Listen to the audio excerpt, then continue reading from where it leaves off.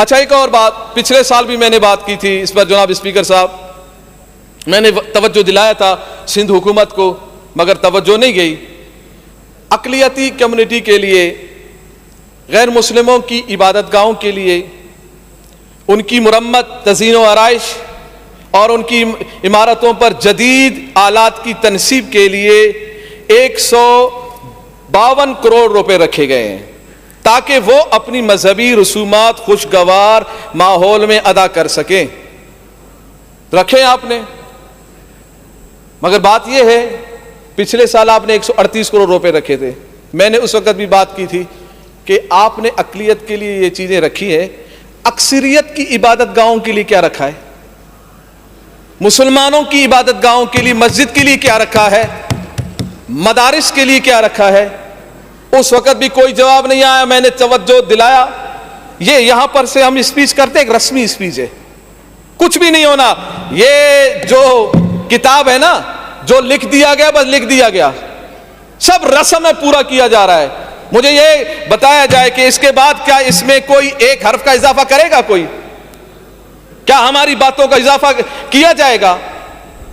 بس ایک رسم بنا دیا گیا. 5 سال سے میں یہی دیکھ رہا ہوں، یہی اسپیچ کر رہا ہوں. ہم تو آپ کو تجاویز دے رہے ہیں، اپنے حلقے کی تجاویز دے رہے ہیں، کراچی کے لیے دے رہے ہیں، سندھ بھر کے لیے دے رہے ہیں. کوئی ایک تجویز بھی، کوئی ایک منصوبہ بھی آپ نے کبھی نہیں لیا ہمارا.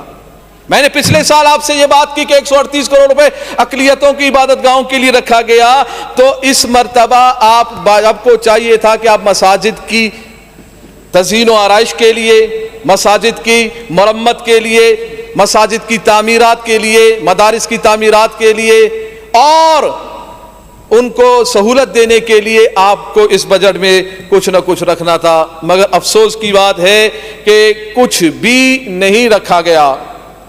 اور میرا یہ اب مطالبہ ہے، شاید آپ مان جائیں، ہو سکتا ہے کہ سی ایم صاحب کے کان تک یہ بات میری جائے کہ اب مساجد، مدارس، یہ عبادت گاہیں اکثریت کی، تو ان کے لیے ان کا جو یوٹیلیٹیز بل ہے وہ معاف کر دیے جائے، وہ ختم کر دیے جائے. یہ کیا ٹھیک نہیں بات؟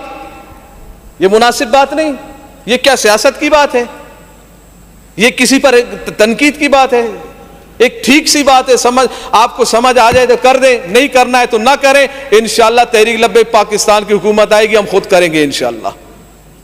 اور اس کے ساتھ بہت مہنگائی ہے اور بجلی کے معاملات بہت زیادہ گمبھیر ہیں. آپ سولر سسٹم مساجد اور مدارس میں لگائیں. آپ پتہ نہیں کہاں کدھر کدھر لگانے کے لیے آپ نے بڑے بڑے منصوبے رکھے ہیں. یار مسجد کو کیوں بھول جاتے ہیں؟ دینی عبادت گاہوں کو کیوں بھول جاتے ہیں؟ آپ کئی جگہ اقلیتوں کی عبادت گاہوں کی حفاظت کے لیے آپ نے کیمرے کے نصب کرنے کا بھی کہا ہے. تو بھائی مساجد اور مدارس کو کیوں بھولتے ہیں آپ؟ دین کو سے کیوں دور رہتے ہیں آپ؟ دین سے کیوں پریشان ہیں آپ؟ اگر آپ کہتے ہیں نہیں ایسی بات نہیں ہے مفتی صاحب، ہم پریشان نہیں ہوتے، ہم تو دین والے ہیں، دین کی کوئی بات نہیں، تو میرا یہ تجویز جو ہے نا آج آپ شامل کر دیں. اگر آپ واقعیتاً آپ سمجھتے ہیں دیندار ہیں تو آج سے آپ مساجد اور مدارس کی یوٹیلیٹی بلز کو ختم کر دیں اور وہاں ہر مسجد اور ہر مدرسے میں سولر سسٹم لگا دیں.